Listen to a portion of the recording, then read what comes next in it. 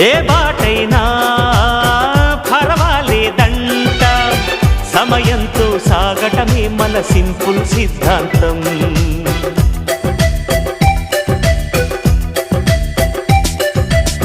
చిరుగాలికి పరిమళమిచ్చే సిరిమల్లెల వనమై ఉందాం, గగనాన్ని నేలను కలిపే హరివిల్లుల బంతెన అవుదాం.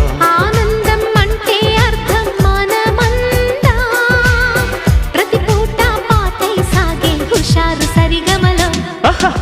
ఎన్నో ఎన్నో రాగాలుండే సంగీతం కాదా, చల్లకి నవ్వుల కేరింత.